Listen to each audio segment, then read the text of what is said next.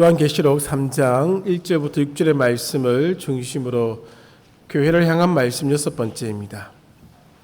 지금 우리는 고대 소아시아 지역의 7교회를 순차적으로 살펴보고 있습니다. 오늘 4대 교회가 5번째 교회가 되겠습니다. 이 말씀을 읽어나가면서 어떤 교회가 오늘 한국교회와 유사한지 또 영광교회와 유사한지를 한번 생각하면서 이 말씀을 읽어보실 필요가 있습니다. 분명히 우리 교회의 모습을 제대로 보여주는 교회가 이 안에 있을 것입니다. 또 우리가 각자 생각하는 한국교회의 모습과 영광교회의 모습이 있습니다.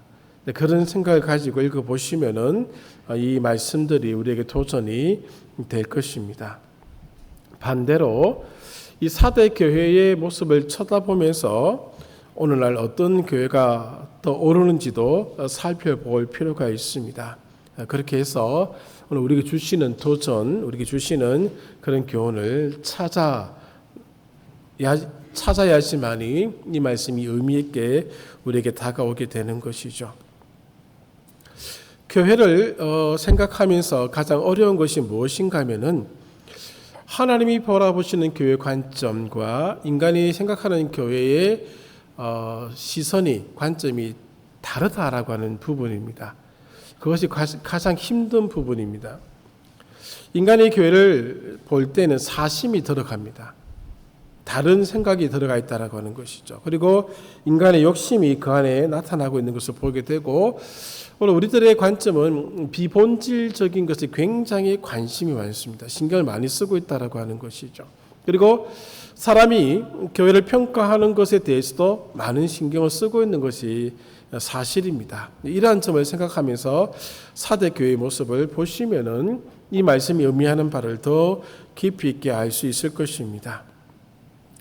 먼저 이 4대라는 지역은 큰 도시로 알려져 있고 여러 교통망이 교차되는 지점에 이 도시가 있었습니다. 이 도시가 있는 곳에 여러 교통망이 들어왔다라고도 볼 수 있는 것이죠. 어쨌든 이 도시 안에는 유대교 회당이 있었고 큰 회당으로 알려져 있고 나름 유대교 회당이 그 도시에 영향을 끼치고 있었다라고 그렇게 알려져 있습니다. 유대인들 중에 몇몇은 로마 시민권을 가지고 있었기도 합니다. 그리고 이 4대 교회의 특징 중에 하나는 외부의 박해가 없었습니다. 오늘 본문을 읽어보시면은 외부에서 들어온 어려움이 없습니다. 그리고 내부에서 발생한 어려움도 없다라고 되어 있습니다. 우리가 앞에 살펴보았던 거짓 교사들의 등장이나 니고라 당이라든지 여자 이세벨 같은 사람이 없었다라고 하는 것이죠. 그런 갈등이 오늘 이 4대 교회 안에는 없었습니다. 안과 밖의 위험 요소가 없었다는 것이죠. 평화로운 도시에서 아주 평화롭게 큰 어려움 없이 성장하고 있는 교회가 4대 교회였습니다. 우리가 4대 교회에 대해서 들어보실 때에 여러 설교자들이 말씀을 하시면서 4대 교회는 책망만 받은 교회라, 그런 강조점 때문에 4대 교회 안에 많은 문제가 있는 것처럼 보이지만은 사실은 그때서 바라볼 때는 문제가 없는 교회의 형식을 가지고 있다라고 하는 것이죠. 그렇게 4대 교회를 생각하시고 이 4대 교회를 향하여 말씀하시는 주님의 모습을 1절에서 보실 필요가 있습니다. 하나님의 7 영과 7 별을 가지시니가, 하나님의 7 영과 7 별을 가지고 계신 분이 말씀하셨다라고 하는 것이죠. 이제 어느 정도 아시겠죠? 각 교회를 향하여 나타나신 주님의 그 모습 속에서 해당 교회의 형편에 상응하는 모습으로 나타나셨다라고 하는 부분입니다. 왜 이런 모습으로 나타나셨을까? 이 장면을 통해서 4대 교회 안에 있는 문제들을 생각해 볼 수가 있다라고 하는 것이죠. 7 영은 성령의 충만함으로 해석이 가능하다라고 얘기하고 있습니다. 그리고 7 별은 7 교회와 관련되어 있는 그런 내용이죠. 그리고 이 4대 교회를 향하여 이 주님께서 하신 말씀을 정리하면은 단 하나로 정리가 됩니다. 1절부터 6절까지 여러 가지 나누어서 분석해서 볼 수도 있겠습니다만은 1절 하반절에 있는 내가 살았다 하는 이름은 가졌으나 죽은 자로다 라고 하는 이 내용 속에 2절 이하의 모든 말씀이 다 포함됩니다. 살았다 하는 이름은 가지고 있지만은 실상은 죽은 교회다라고 하는 것이죠. 재밌는 것은 2장 9절을 보십시오. 서모나 교회를 향하여 하신 말씀이 있는데 내 환난과 궁핍을 알거니와, 눈에 보이는 것은 환난과 궁핍을 당하는 교회의 모습이지만 실상은 내가 부요한 자니라. 이 사도교와 반대의 모습으로 설명을 해주고 있다라고 하는 것이죠.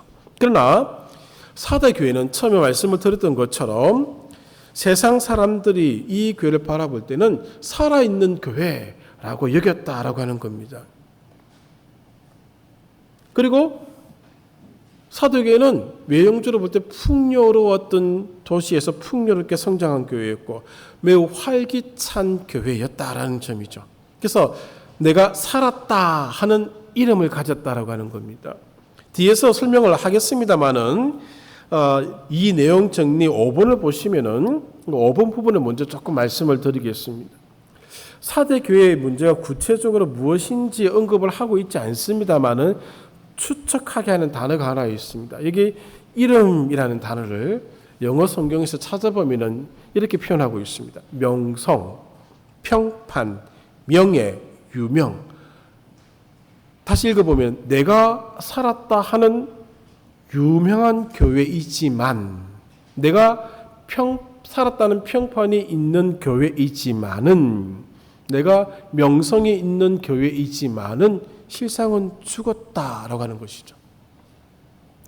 그러면은 주님의 관점이 아니라면은 이 교회는 굉장히 활기찬 교회입니다. 이 교회는 굉장히 평판이 좋은 교회입니다. 사대교회 당시 사람들이 이 사대교회를 향하여서 나쁘게 얘기하지 않았습니다. 지역 주민들이 좋게 평가하는 교회입니다. 오늘날 교회를 진단하고 평가하는 많은 신학자들, 목회자들이 있습니다. 그 양반들이 교회를 얘기할 때는 다들 사회적 관점에서 교회를 평가하고 얘기하는 경우가 굉장히 많습니다. 제가 지금 그 양반들이라고 표현한 이 표현에 주목하셔야 됩니다.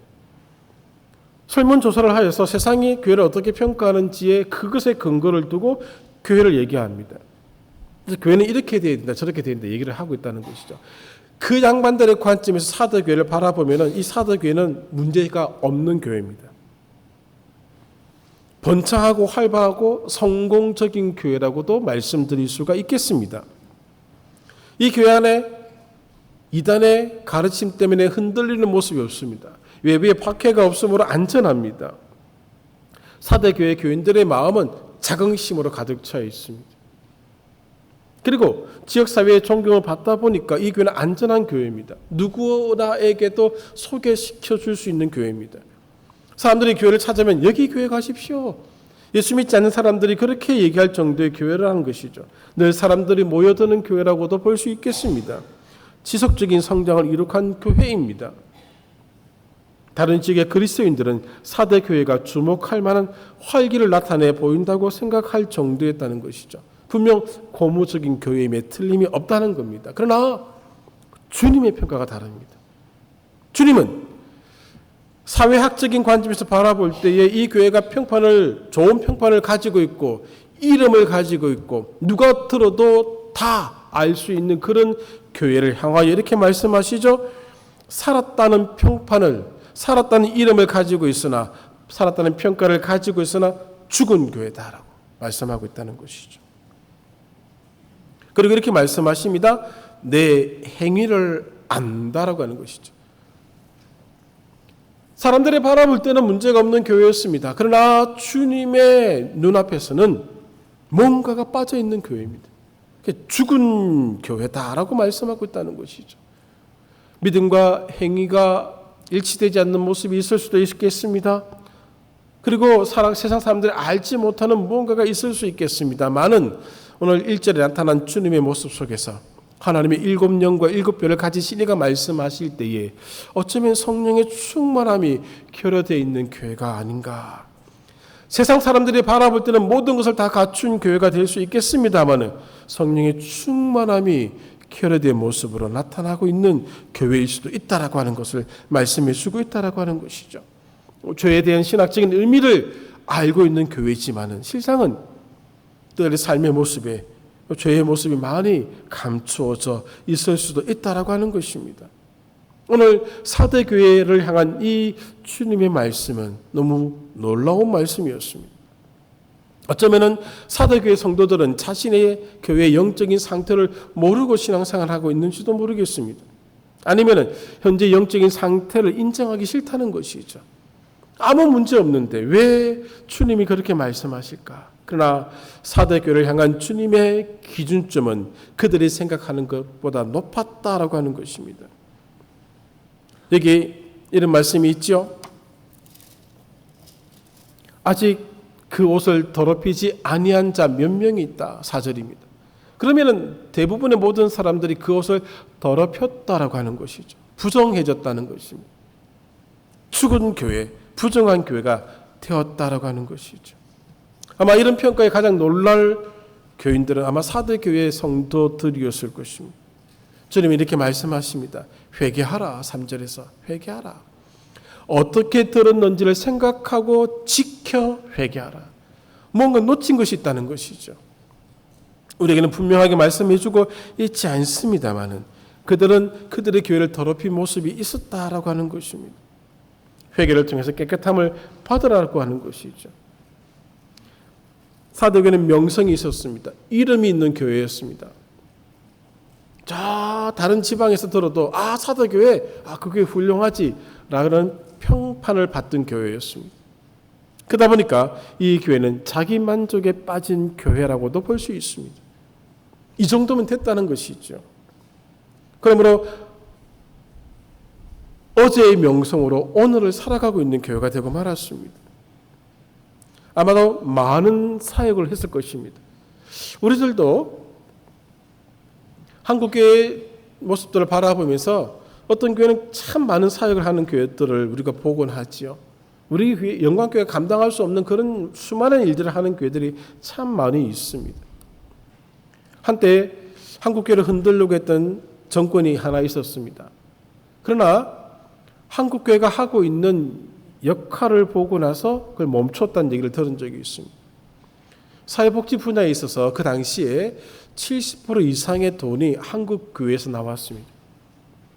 감당할 수 없을 만큼 어마어마한 예산이 들어가고 있었던 것이죠. 지금도 마찬가지입니다. 그런 많은 일들을 하고 있다는 것이죠. 많은 일들을 스스로 감당해 나가면서 스스로 만족하는 교회가 되고 말았다는 것이죠. 그 안에 열정 있는 사람이 많이 있습니다. 다양한 사업을 벌이고 남들이 하지 못하는 일들을 하고 있는 그런 교회들이 있을 수 있다라고 하는 것이죠. 그러나 그 안에 성령의 충만함이 빠져 있고 그 안에 하나님이 가르쳐 주신 무언가가 부족한 그런 모습을 가지고 있더라는 것이죠. 그렇지만 그들은 사대교회는 그들의 평판에 의존하여서 지금까지 그 이름을 유지하고 있더라는 것이죠. 그 교회를 향하여서 이렇게 말씀하고 있지 않습니까? 3절에 내가 도둑같이 이르리니 어느 때에 내가 이르는지 내가 알지 못하리라. 갑자기 주님의 심판이 임하게 된다라고 하는 것이죠. 사대교회 안에 극소수자의 사람들만이 그 옷을 더럽히지 않았다라고 하는 것입니다. 오늘 이 교회를 통해서 이 사대교회를 통해서 주는 교훈이 참 크다고 생각합니다. 세 가지의 교훈을 정리해 보았습니다. 첫 번째는 교회 본질을 생각해야 된다는 것이죠. 코로나 이후 교회를 걱정하는 많은 얘기를 듣고 또 하곤 했습니다. 그 많은 이야기 중에서 교회의 본질을 두고 얘기를 했던가, 교회의 본질을 둔 얘기가 얼마나 되었겠는가라는 생각을 하게 됩니다. 물론 저는 우리들의 이야기를 폄하할 마음은 없습니다. 그러나 저도 그렇고 대부분의 사람들이 교회의 본질적인 요소보다는 비본질적인 요소를 더 많이 얘기했습니다. 코로나가 딱 발생하니까 가장 큰 어려움이 이 중형 교회들이 예산의 어려움을 겪게 되었습니다. 급히 은행에서 돈을 빌리는 일들이 교회 내에 많이 일어났다고 얘기를 들었습니다. 근데 그런 얘기를 대부분 합니다. 몇 명의 성도가 빠져나갔고 대부분의 교회들이 30% 이상이 줄어들었습니다. 다 그런 얘기들을 하고 있습니다. 교회를 향한 우리의 생각은 성령의 충만함이 아니라 교회의 외형적인 요소가 대부분이라는 것이죠. 저도 그렇고 여러분들도 그렇고 교회 평판에 굉장히 관심이 많을 줄 알고 있습니다. 그러나 믿음과 행위의 문제에 대해서 그렇게 깊이 고민하지는 않을 것입니다. 교회가 행하는 수많은 사업이 교회를 평가하는 시대입니다. 그래서 어떤 교단은 교회의 역할에 사회를 향한 사업을 하지 않으면은 무슨 문제가 있는 것처럼 교회를 바라보는 그런 시선을 가진 교단도 있습니다. 근데 그런 친구들을 많이 만나보게 되는 거지. 대사회 사업을 하지 않으면은 교회가 뭐 하냐? 그런 얘기를 가끔 듣고 있습니다. 그리고 지난 한국교회가 30여 년 동안 해왔던 모습들을 보십시오. 본질적인 요소보다는 비본질적인 요소에 더 많은 노력과 시간과 예산을 투자했던 것을 우리는 다 알고 있습니다. 교회 외형의 확장을 또 기도원을 설립해야 되고 교회 묘지를 구하는 데 많은 힘을 썼다라고 하는 것이죠. 사대 교회가 해왔던 그런 일들을 우리가 다 해왔다라고 하는 것이죠. 성령의 충만함을 추구하는 것도 세상에서의 성공과 야심, 욕심을 이루기 위한 도구로 전락시켜버리고 말았습니다. 가평 어느 지역에 가면은 땡땡땡 기도원이 있죠. 다 가서 목숨 내어놓고 기도하는 이유가 뭡니까? 성령의 충만함을 달라고 기도하는 이유가 뭡니까?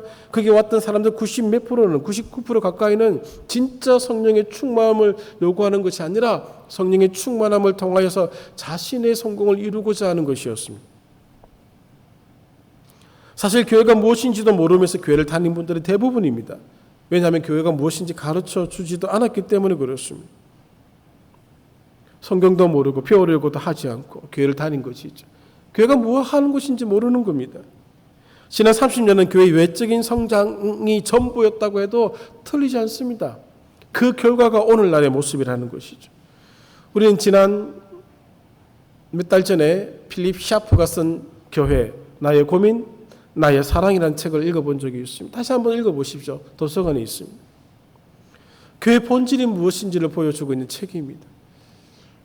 오늘 사대 교회는 무엇을 빠뜨렸는가 하면은 오늘 교회의 본질적인 모습을 잃어버리고 만 것이죠.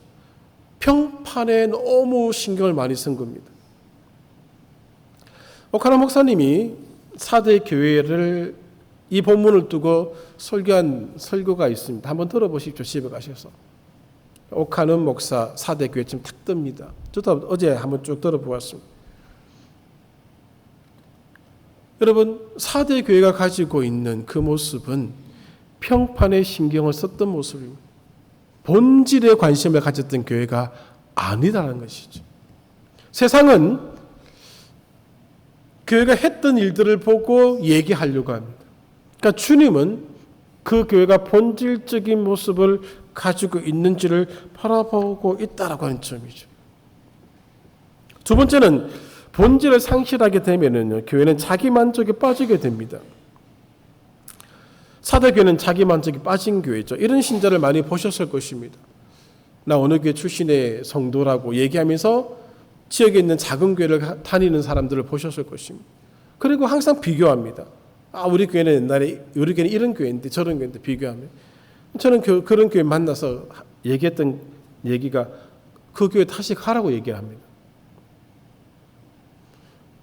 그것이 전부인 줄 알고 있다는 것이죠. 자기가 옛날에 다녔던 교회 평판, 이름, 명성에 의지해서 교회를 바라보고 있는 겁니다. 자기 교회는 이런저런 일도 많이 한다는 것이죠. 자기 교회 목사님은 이런 목사님이라 얘기를 하고 있다는 것이죠. 사대교회를 향하여 주님이 하고 있는 말씀에 귀를 기울여 볼 필요가 있다는 것이죠. 명성이, 평판이 주님 앞에서 옳다라고 지금 판단받고 있지 않다는 것입니다.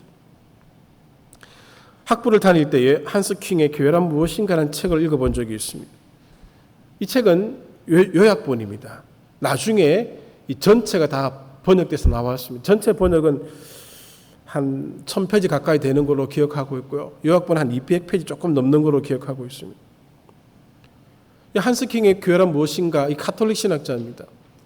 가톨릭 신학자에서 우리와 다른 관점을 가지고 있는 부분이 몇몇 부분에 있겠습니다만은 전체적인 교회란 무엇인가에 대한 통찰을 주는 정말 좋은 책이었습니다. 교회에 대해서 눈을 뜨게 해준 조직신학적 관점의 교회를 깊이 있게 바라보게 해주었던 책이 이 한스킹의 교회란 무엇인가라는 책입니다. 두 권 다 읽어보았습니다. 지상의 교회는 자기 만족에 빠지도 괜찮다라고 허락받은 교회가 아무 곳에도 없습니다. 왜냐하면 교회를 이룬 성도 중에서 자기의 헌신을 자랑으로 내세워도 되는 자가 아무도 없기 때문에 그렇습니다. 모든 주님의 종들은 무익한 종으로 끝날 뿐입니다. 그러므로 자기 만족에 빠질 수 있는 교회는 없습니다. 한국 교회가 세계에서 제일 큰 교회 중에서 7교회가 한국 교회 안에 있습니다. 은근히 그걸 얘기하죠. 우리 교단은 장자교단이라고 얘기를 합니다. 평판, 이름, 명성을 두고 무언가 영향력을 끼치려고 얘기를 하고 있습니다만 주님의 눈앞에서는 이런 것들은 아무 쓰잘데기가 없다라고 하는 것이죠. 죽었다라고 하는 겁니다. 부정하다라고 하는 것이죠. 하나님이 거절하고 있다는 것을 얘기해 주고 있다는 부분을 보셔야 된다는 것입니다. 오늘 어느 교회가 4대 교회와 같습니까? 오늘 한국 교회 안에 4대 교회와 같은 교회들이 너무너무 많이 있습니다. 제가 성장했던 교회도 이름이 있는 교회입니다. 평판이 있었던 교회입니다. 그럼 지금은 아닙니다. 지금은 어쩌면 4대 교회와 같은 그런 교회가 아닐까라는 그런 슬픔의 마음을 가지고 있습니다. 평판이 주님으로부터 칭찬을 듣는 근거가 될 수가 없다는 것이죠. 그럼에도 불구하고 우리는 끊임없이 외형을 나타내고 외형을 자랑하고 겉을 얘기하고 있다는 하는 것이죠. 주님은 4대 교회를 통하여서 여기 일침을 가하고 있다는 것을 보셔야 됩니다. 반대도 생각해 보셔야 됩니다. 오늘 서머나 교회 읽어드렸던 2장 9절 내 환난과 궁핍을 알거니와 실상은 내가 부요한 자니라. 환난이 있어서 교회가 크지 않습니다. 궁핍합니다. 가난한 사람들이 있다는 것이죠. 북한 교회를 생각해 보십시오. 어떤 교회 학자가 북한 교회가 죽은 교회라고 얘기하겠습니까? 그 양반들도 그렇게 얘기하지 않을 것입니다. 북한 교회를 사회학적 관점에서 조사하고 분석하고 그 분석한 것을 발표한다고 할 때에 북한 교회가 죽었다라고 판단할 수 있겠습니까?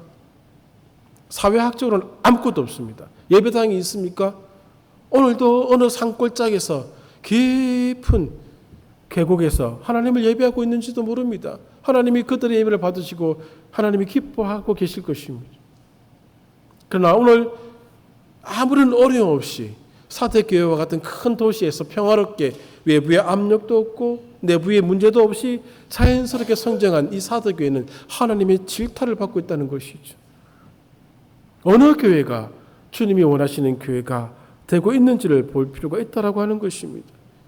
언제까지 우리의 마음속에 저와 여러분들의 마음속에 교회는 평판, 명성, 이름이 있어야 된다라고 생각을 하고 있습니까? 다 그런 마음이 있습니다. 내가 어느 교회 다닌다고. 너무 우습죠. 목사들마저도 그렇습니다. 정신머리 없는 부목사들은 자기가 어느 교회 부목사라고 그 교회를 나오지 않으면 사역도 하지 않는 그런 참 답답한 사람들이 너무너무 많은 것을 보게 됩니다. 평판이죠. 훗날 좋은 평판을 받겠다는 겁니다. 훗날 명성을 얻겠다고 하는 그런 시도를 하고 있다는 것이죠. 세 번째는요. 하나님은 교회의 본질을 보시고 사람은 교회의 평판을 봅니다. 세상에서의 평판, 우리끼리의 판단보다 더 중요한 것이 하나님의 판단입니다. 우리가 좋다고 하나님이 좋아하시는 게 아니더라는 것이죠. 세상이 좋게 본다고 해서 하나님이 좋게 보시는 게 아니더라는 겁니다. 그 증거를 하나 말씀드리겠습니다. 창세기 13장 금요일날 새벽기도의 본문입니다. 그 장면을 보시면은 아브라함과 롯이 땅을 나누는 장면이 나옵니다. 그들의 종들이 싸웠습니다. 다툼이 일어났습니다. 다툼은 분열을 일으킵니다. 분리되는 장면이 나오는데 아브라함도 한심스럽고 롯도 한심스럽습니다. 이 아브라함이든 롯이든 땅을 바라보는 시선이 다 어디에 있는가 하면은 롯은 눈에 보기 좋은 것을 선택합니다. 아브라함은 영적인 눈이 닫혀져 있었습니다. 여러분 혹시 창세기 13장의 이 본문을 가지고 아브라함의 이 미덕, 이 큰 마음, 아브라함이 크게 양보했다라는 식으로 설교를 하는 사람들이 있으면 그 당장 끄십시오. 혹시 극동방송이나 뭐 그런 기독교 관련 방송에 나오면 탁은 들을 필요가 없는 겁니다. 창세기 13장 이 장면은 어떤 장면을 보여주고 있는 장면인가 하면은 아브라함이 하나님의 구원의 역사에 위기를 가져오는 장면입니다. 롯이 좀 이렇게 정신물이 없어서 갑자기 착해져 가지고 가나안 땅을 선택해버리면 어떤 일이 일어나겠습니까? 12장에서는 아브라함이 기근 때문에 애굽에 내려가서 자기 부인을 빼앗길 위기가 있었습니다. 하나님 막아주셨죠. 13장에서는 약속의 땅을 조카 롯에게 빼앗길 지경까지 들어갔던 것입니다. 하나님 막으신 거죠. 아브라함도 그 땅의 중요성을 못 보는 눈을 가지고 있었습니다. 그때는. 롯에게 그걸 넘겨주는 겁니다. 선택권을. 아브라함이 먼저 가나안 땅을 선택하고 나중에 롯에게 너는 저 땅을 차지하라고 얘기를 해야 되는 것이죠. 아브라함도 땅을 바라볼 수 있는 눈이 없었고 롯도 땅을 바라볼 수 있는 눈이 없었던 것이죠. 약속의 땅을 바라보는 눈이 이 두 사람 모두에게 없었습니다. 영적인 눈이 없었다는 것입니다. 그것만큼 오늘 우리가 교회를 바라보는 눈도 마찬가지죠. 다들 하나님이 교회를 바라보시는 그 본질적인 요소를 바라보는 것이 아니라 비본질적인 요소에 굉장히 관심이 많다는 겁니다. 여기에 모든 걸 치중하고 있습니다. 목회가 왜 어려운 줄 아십니까? 이것 때문에 어려운 겁니다. 매년 같은 고민을 하고 있습니다. 같은 기도를 하고 있습니다. 본질과 비본질 사이에서 왔다 갔다 하고 있는 것이죠. 본질을 추구해야 되는데 본질은 잘 눈에 보이지 않습니다. 비본질적인 것을 가지고 저도 판단하고 여러분들도 판단하시고 세상도 판단하고 있기에 거기에 모든 마음이 끌리는 것이 사실입니다. 근데 9월이 시작되면 저는 그 고민을 하게 되는 것이죠. 우리가 좋다고 하나님이 좋아하시는 게 아닌데 우리들은 우리가 좋아하는 것 가지고 우리끼리 좋아서 그냥 박수치고 만족하고 있더라는 것이죠. 그 교회를 향하여 주님 말씀하시기를 내가 내 행위를 아노니 내가 살았다는 이름을 가졌으나 사실은 죽은 자로다. 무섭게 평가하고 있다라고 하는 것이죠. 사람들은 교회를 선택할 때 어떻게 선택합니까? 본질을 보십니까? 아닙니다. 비본질을 봅니다.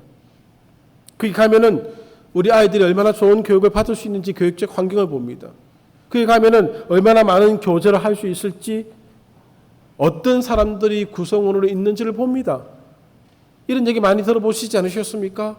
어떤 대형교회에 어떤 사람이 자기 교회 욕하고 자기 담임 목사 욕하고 있으면서 그 교회 나오라면 싫다고 하죠. 왜? 그 교회에서 가지고 있는 커뮤니티가 크거든요. 교제하는 교제가 있거든요. 먹고 살려면 그곳에 장사를 해야 되거든요. 다 비본질적인 요소로 교회를 보고 생각하고 선택합니다.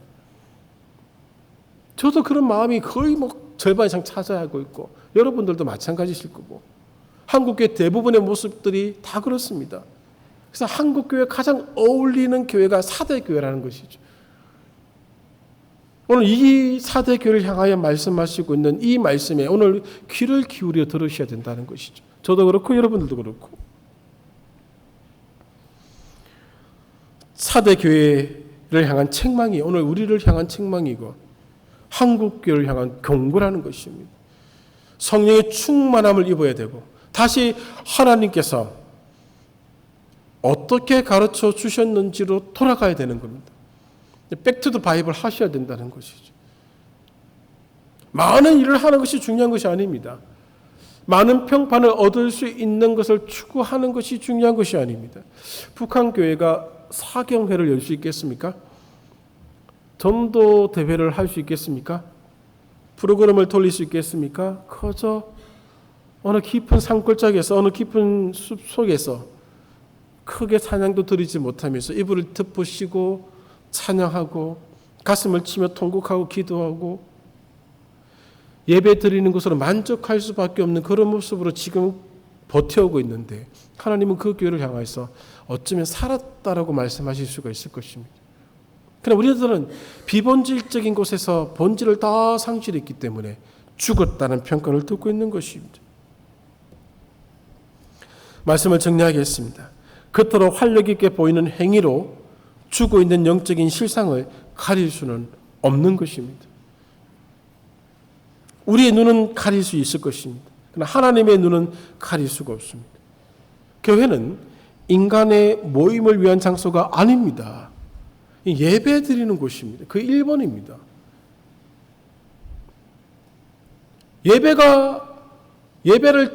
예배가 바르게 드려지기 위해서는 우리 예배를 받으시는 분이 어떤 분인지를 알아야 됩니다. 그래서 구도자 예배는 성립되지 않는다고 말씀을 드린 것이죠. 예배를 드리는 자들도 예배 드리는 자가 어떤 존재인지를 알아야 됩니다. 무익한 종의 말씀을 드린 이유가 바로 거기에 있는 것입니다. 겉으로 활력 있게 보이는 행위로 죽어 있는 영적인 실상을 가릴 수는 없는 겁니다. 여기에 우리의 눈물과 헌신과 섬김이 있다 해도 교회는 우리의 것이 아닙니다. 우리가 원하는 방향으로 교회를 이끌어갈 수가 없는 것입니다. 오직 교회의 머리 대신 주님의 뜻을 따라야 한다는 것입니다. 그래서 교회가 어려운 것입니다. 여러분, 목회가 어려운 것이 무엇인가 하면요, 새벽기도 한다, 말씀을 준비한다, 그것은 그렇게 힘들지 않습니다. 시간과의 싸움을 하면 되는 것이죠. 주님의 뜻을 따라서 목회를 해야 되는 것인가? 아니면 사람의 평판이나 명성이나 이름을 드러내는 일들을 해야 되는가? 그 가운데 갈등이 가장 어려운 것입니다.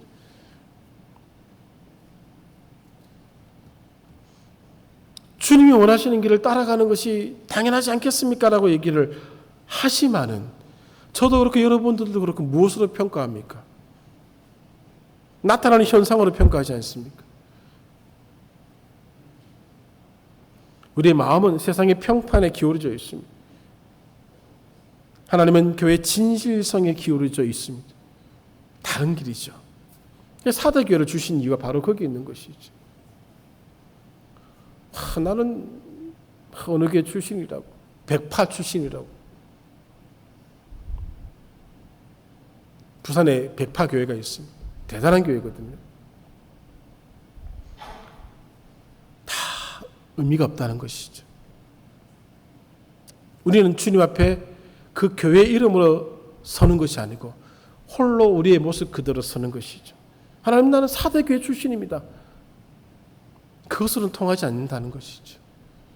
오늘 주님 사대교회와 같은 우리를 향해서 하시는 말씀이 이게 나오죠. 회개하라, 회개하라. 바꾸라는 것이죠. 돌이키라는 것입니다. 저와 여러분이 회개해야 될 문제죠. 우리의 문제라는 것이죠. 회개하여서 오늘 사대교회와 같은 모습을 추구하던 모습에서 이제는 돌이켜 가야 할 것입니다. 이 어려운 숙제를 잘 풀어 가셨으면 좋겠습니다. 저도 이것을 가지고 늘 고민을 할 것이고 고민을 해야 할 것이고 기도해야 할 것입니다. 여러분, 주님이 훗날 우리를 만나 주실 때에 너는 사대교회와 같은 교회를 다녔구나 라는 말씀을 듣지 않아야 되지 않겠습니까? 오늘 너 교회 목사가 사대교회 목사와 같다는 얘기를 들어서는 안 되지 않겠습니까? 서로 기도해야 되고 돌이키고 바꿔야 됩니다. 여러분, 우리 교회 외형을 보시지 마십시오. 또 이렇게 얘기하면서 저 두렵습니다. 평판을 중요시 여기지 마십시오. 명성을 추구하려고 하지 마십시오. 그럼 주님이 원하시는 것을 추구해 나가는 교회가 되도록 함께 기도해 주시기를 바랍니다. 이 큰 숙제를 하셔야 되고 저도 해야 됩니다. 어렵죠? 쉽지 않습니다. 아마 저 문을 나서면서 그래도 이름 있는 교회가 좋지 라고 하면 나가실 수도 있을 겁니다. 저도 이름 있는 교회에서 컸습니다마는 추락하는 것도 보고 있습니다. 저 말하기도 좀 그런 저기 있는 저 교회 기억나십니까? 끝없이 추락하고 있지 않습니까? 한국교회가 다 추락하고 있습니다. 평판이 지켜주는 게 아닙니다. 오늘 주님이 말씀하신 그 가르침을 붙잡고 그 가르침을 지켜나가는 그런 교회가 되기를 기도해 주시기를 바랍니다. 기도하겠습니다. 하나님 감사합니다. 오늘 우리가 교회를 생각하고 있는 그 모습이 참 잘못되어 있다는 말씀을 해주고 계십니다. 하나님 참으로 교회의 본질을 먼저 생각할 수 있도록 해주시고 우리가 어디에서 자긍심을 가져야 될지를 다시 정립하게 하여 주시옵소서. 하나님 우리의 교회는 사대 교회를 극복해 나가는 교회가 되게 하여 주시옵소서. 사대 교회에도 미치지 못하는 그런 모습이 오늘 우리의 연약한 교회임을 주님 불쌍히 여겨주시고 사대 교회를 극복해 나가는 그런 교회가 되기를 기도하고 애쓰고 주님 앞에서 우리가 가져야 될 본질적인 모습으로 회복시켜 나가는 저희들 되게 하여 주옵소서. 한 주간 비가 많이 온다고 합니다. 성도들의 가정을 지키시고 사업처를 지키시고 무탈한 은혜를 허락하여 주시옵소서. 예수님의 이름으로 기도하옵나이다. 아멘. 일어나